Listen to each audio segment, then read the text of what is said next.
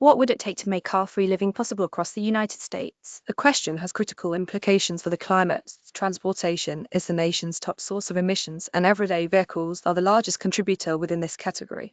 Today, cars are an inescapable fact of life in most of the country. Almost 70 of US workers drove alone to work in 2020, compared to 2.9 who biked or walked and 3.1 who took public transportation. This reality doesn't necessarily reflect Americans' preferences, however. Many people in the US want to live in walkable areas, but only a small fraction of the nation's developed land fits this description. Around 90% of all housing in the nation's largest metro areas is located in car-centric suburbs. The low supply of real estate in walkable neighborhoods drives prices upward, making it unaffordable for most people. Ryan Johnson has spent years thinking about solutions for these problems. Inspired by travels to European cities, he co-founded Cul-de-sac, a real estate developer dedicated to building walkable places in 2018. In 2020, the company opened the first phase of Cul-de-sac Temp, a 17-acre development that offers a variety of transportation options, but no resident parking.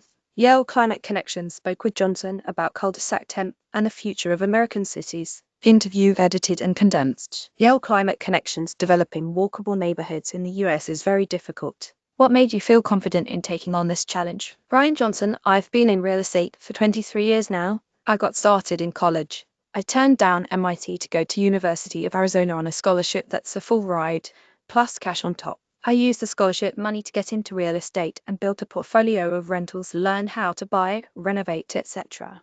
I saw so much opportunity to do housing better and bring innovation into real estate. In my 20s, I went to 60 countries and lived in a handful, and that gave me so much inspiration. But I also worked in transportation with trains and helicopters and buses, including for the New York City subway, and it showed me so much about the direction that transportation is going. And then I was part of the founding team at Open Door, an online brokerage company, which I think has some of the best data and customer interactions in real estate. That's where I saw the areas built before cars do well, and heard from so many customers that they want to live in walkable neighborhoods and we're just not building enough of those. That was what gave me the conviction to do cul-de-sac. Image Credit Card and Cul-de-sac Yale Climate Connections. What are the primary obstacles that you've encountered in building a walkable neighborhood with cul-de-sac?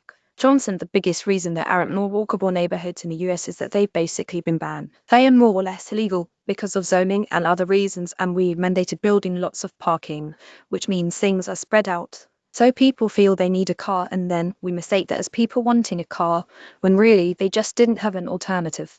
So there's a bit of a chicken and egg. If you're in a sprawling area, it's hard to just build a walkable neighborhood. When you're doing something different, there are so many questions from cities, from investors, from partners. And the real estate industry doesn't change very quickly. It's very slow moving. We started the company in San Francisco in 2008. We looked all over the country for places that had the right conditions for development. We found that in Temp, with this wonderful parcel that's 17 acres right on the light rail. We worked to understand the different questions that stakeholders had and put together a plan that everyone could get behind. And Temp passed a landmark piece of legislation that was the city's first agreement with a developer to build without parking in a multifamily context. Today the development is thriving. It's doing well. Neighbors love it. The city loves it. And it's become a reference project for understanding how to build walkable neighborhoods in the US in the 2020s. Image Credit Cole and Cul-de-sac Yale Climate Connections. Can you say more about why you chose Temp and how that decision came about? What did that search process look like?